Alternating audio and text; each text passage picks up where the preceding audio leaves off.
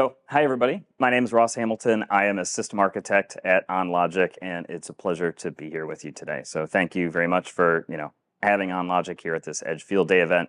To get started with this session, I want to go over some of the key objectives about what my intent is here, and therefore we can kind of at least set the table and say where we're going to go, what we're going to talk about, and then we can go back and forth. Objectively, we want to kind of look at here, what is OnLogic's perspective on the edge? Kind of how do we view it? Where do we see that OnLogic fits within this particular space? And then what are some of those key challenges? And how do we really kind of look at addressing some of those challenges that edge computing is encountering out there at these different scenarios? Okay, so let's get started. Just to kind of highlight and re-level set, right? Looking back at OnLogic's portfolio, this is where OnLogic has built our perspective out from. We are an edge computing hardware company, and our reputation really is around creating these industrial grade edge computers that has a look and feel that you can tell is just different. It kind of stands out above the rest. We have a variety of our industrial computers, and these are the devices that really kind of are those entry points where you don't need the extreme conditions, but you need the availability of having a highly configurable, long life device that's easily deployable. We scale that up into our rugged systems that bring in some of the additional capabilities and functions by supporting wider temperature ranges, shock and vibration, additional regulatory compliance where you might need it, such as rail or maritime style use cases. And these systems are really great for the applications where you might have something in motion, right? You might need to attach it to a forklift or some type of autonomous robot, right? Our panel PCs, which we just launched a new series and a new line of that last year.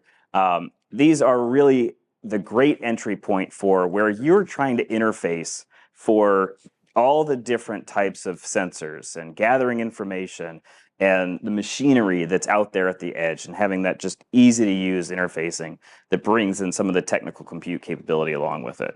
Ultra responsive, a lot of flexibility in the different screen size and capabilities we support. We'll get to that in a little bit more details later. And lastly, our edge servers. Our edge servers really are we're looking at that and saying, hey, these are the devices that are the aggregators. We're able to take a lot of this information, we can prune it down, we can put in some of that higher performance processing capabilities where you need it. And it can prune down that data. It can help with some cloud repatriation efforts if you're trying to say, hey, my operational expenditures on my cloud services, whether it is coming to storage or just the actual processing, hey, let's go do that at the edge. We can introduce edge servers in these spaces. Okay?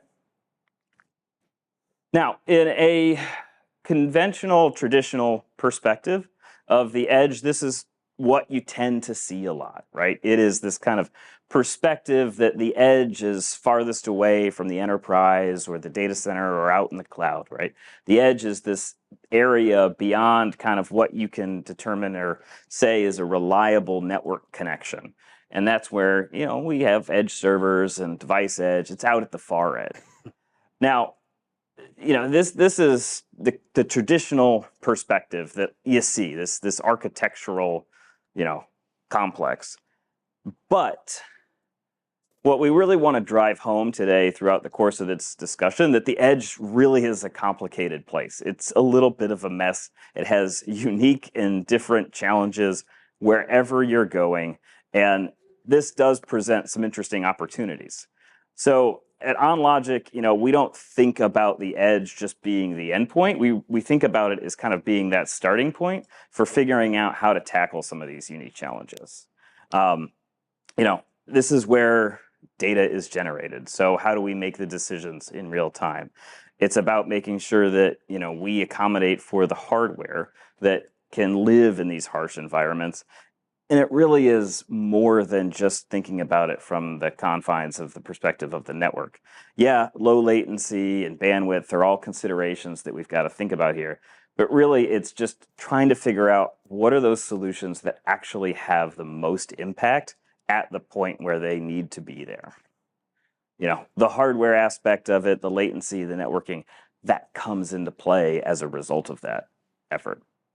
So let's go through and let's think about some of the different places where, we're going to go visit here. Now, the first place that we'll talk about is really kind of a modern farm, right?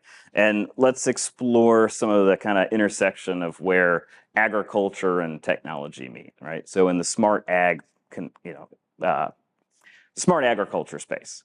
Now, one of our customers came to us, Advanced Farm, and they were really trying to figure out how can they increase productivity. What type of opportunity could they do that would enable easier picking of different types of crops and capabilities? So they were spending a lot of time investing in the creation of these robotic food harvesters, which are pretty cool, as you can see from the pictures. They were looking for some edge computing hardware that could really survive all the environmental conditions that would get thrown at it. So wild temperature swings because it's cool in the morning, it's hot in the late afternoons, different vibrations of, you can imagine these harvesters rolling through a bumpy, rocky field. They need something that can withstand all of that and all of the other dust and airborne particulates that could come about as a result. Now, if we think and we take a step back here, it's like there's a lot of commonality in terms of what smart agriculture is going to need, right? We've got how can we streamline and boost productivity? How can we optimize harvesting strategies? More importantly, how can we really make sure that as population grows, we can feed everyone on the planet? Now, one of the systems that would be really great and ideal for this type of scenario is our OnLogic Karbon 800 series. Now, when we think about it in the context of supporting this type of application, right, we've got the ability with this platform to be able to process all of the sensor data that needs to happen to be able to navigate through the fields. We've got the ability to interface with the motor controllers. We've got the ability to coordinate all of the robotic sequencing and startup capabilities that need to happen when someone says, hey, let's turn this on, and all the stuff needs to come together. And we've got the ability now to take that information and communicate it back up to any type of dashboard or up into the cloud using cellular connectivity and mobile uplink. So a couple of things to call out from the Karbon 800 series. As you'll see here, this fits into the confines of one of our rugged platforms. It's got a completely fanless design. We support the wide operating temperature range with this platform, so it goes all the way down from the -40 up to 70 C space. It supports all of those shock and vibration requirements that you need. So, when we're talking about attaching it into a, food harvester, boom, we can get there. One of the cool things about this particular platform as well, so we work really closely with Intel. They're one of our key partners, and Amber will get into that a little bit later. But all of these platforms are leveraging some of the embedded SKU offerings. So not only are we able to provide, a platform that meets some of the ruggedness and the shock and vibration perspectives, but these SKUs are set out there to live so that they can operate at a much greater level of reliability than your otherwise typical desktop PC. So long perspective. Question? A quick one. Mm-hmm. So Karbon is one of your families. Yes. But you have different families. Can you position the families? Yeah. So just to kind of help, paint the picture here, we've got in the industrial space, we've got our Helix and our Factor line, along with some of our other maybe fan systems that kind of go in there as well. Our rugged platforms are almost all kind of sub-branded as our Karbon platforms. So our Karbon 800, we have a Karbon 400. I'll get to that in a little bit as well. We also kind of in the rugged space that plays a little bit in a similar vein is some of our panel PCs. So we've designed our panel PCs to fit within the context of the rugged space, but they have their own sub-brand, and that's called Tacton. Okay. Now our edge servers, we have a sub-brand that's associated with that called Axial. And that really kind of breaks down almost for each of the 4 main categories that we highlighted. We kind of have a sub-brand that fits within each one of those. Okay. Question about the reliability Yes. statement. How are you measuring reliability across those product lines? Are you producing just a regular MBTF on the overall product? Well, I would have to imagine after these many years, you have a lot of internalized data of what's working and what's not working. Yeah. Right? So it starts with the design, right? So making sure that beyond the scope of the processor, every other type of componentry that's going into it, all the way down to some of the lower chipsets and R's and C's within the platform, we're making sure that those we have long life cycle associated with them. We've got the capabilities to know that those are industrial grade level components. So we start there, and then as you mentioned, right, we are able to calculate and determine the MTBFs for the overall system. We're very open with that. So a lot of that information generally can be found just by going to our main web page and looking within the confines of the different product pages. At the bottom there, all of our certifications, whether it's regulatory certifications, MTBF reports, are posted up there, available for anyone to download. Okay. A couple other quick key points on our Karbon 800 series that I just want to highlight. Let's say we're trying to do some additional AI capabilities or applications here. We want to use, in the context of the strawberry picker, we want to be able to operate some of the pick and place functionality. We have the ability to support a variety of different GPU expansion options within this. So in our Karbon 804, we can support different GPUs that will really kind of help with those efforts if it goes outside of the confines of what the main processor can handle.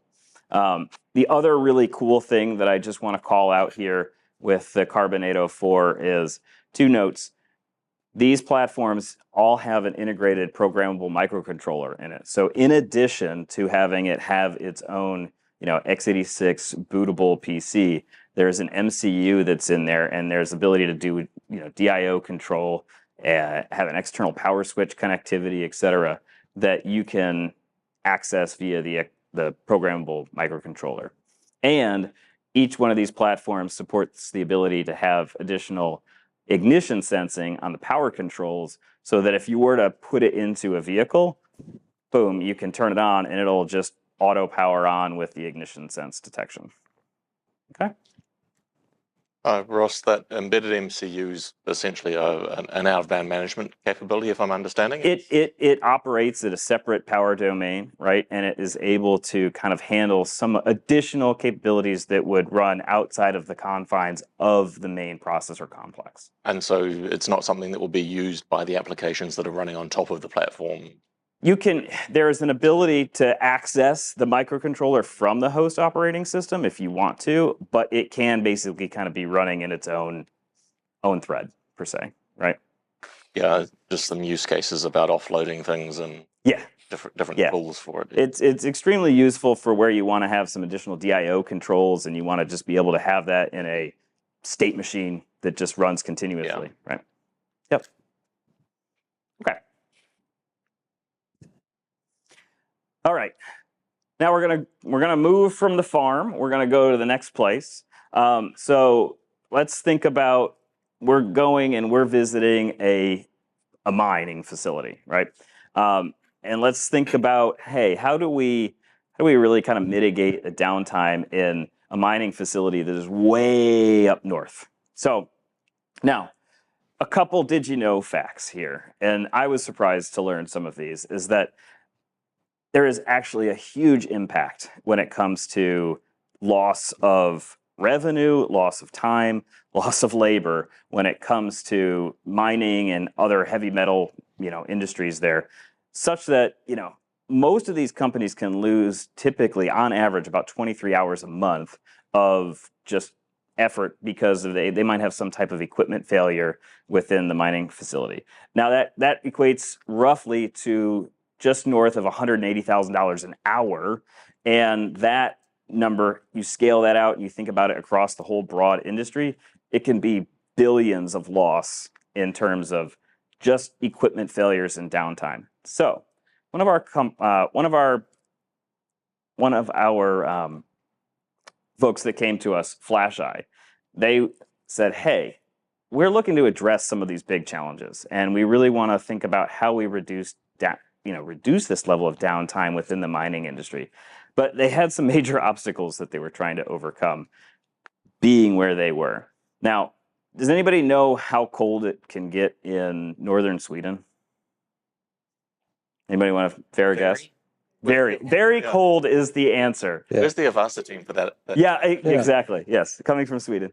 Now, it can get down to about minus 42 in northern Sweden, where this mine, I believe this picture is from. Now, you think about that and you're like, oh, shoot, I need a system that I can operate and have completely functional all the way down to that temperature range. And anybody that's maybe played around with overclocking or watched some, Twitch streamers doing this in the, gaming space has realized that, yeah, if you want to really overclock a computer, you can put liquid nitrogen in it. But sometimes to get it to turn back on, they almost have to take a blowtorch back to it and warm it back up so that they can power it back on. Really complicated. But the stability of electronics when it's that cold, you end up with scenarios where you have race conditions and certain power rails have to come on. Everything has to be there at a certain timing perspective, and that can be impactful when you're at low temperatures. Now, that's where this is really helpful. Our platform that can go down to these low temperature ranges. The other thing that's quite a challenge in this type of scenario is that this particular facility is north of the polar circle. So there are long durations where it is just dark, all day long, 100% of the time. So how do you use some type of capability to say, yeah, I can detect spillage that could come off my track, or I could detect that I've got people in a dangerous zone and there could be some safety hazards if falling rocks or debris is coming off there. LiDAR can be used in this scenario because now it doesn't matter whether it's day or night. You can use the LiDAR to detect the velocity and everything of the material going through the track. You can look and detect spillage. You can look to detect, hey, do I have anybody in that zone? So here's where the Karbon 400 series can really come into play. And you saw specific pictures of it in that last chart of our Karbon 400 sitting in a enclosure out there effectively at this mining facility. This is a great platform because it provided just the right level of compute that was needed to be able to connect up all these LiDAR sensors. It provided the robust capabilities of being able to say, yeah, I can power it on at this really low temperature range of minus 40. Hey, if need be, I can run it all the way up to 70. It has all the I/O connectivity that you need. And this one is based on an Intel Atom processor with a long life cycle. So we can get many years of use out of this, and we can have it available for a long time, right? Some other cool functions just to call out with this particular platform. So it natively has some dual LAN with PoE. So if you wanted to use some type of PoE-based camera, or you wanted, other type of PoE-based sensors, you can natively connect them to this system. There's a lot of flexible I/O options, as you can kind of see throughout the different pictures. This system effectively comes in two SKUs, our Karbon 430 and our Karbon 410. The 430 is what has some of the additional I/O expansions, whether you want additional COM, RS-232, 45, additional DIO, additional networking, etc. With all of these boxes floating around with dual NIC in them, are they actually on the PCI bus independently, or are they leveraging the USB bus like a lot of the smaller? Yeah. Most of them, most are single lane PCIe leveraging, Intel i225, i226 chipsets, right? And so they come inherently as well. By virtue of being a part of the embedded lifecycle there, they are also available, as in the same basically time ranges as the processor. Is there any variant of them that's vetted by the VMware HCL?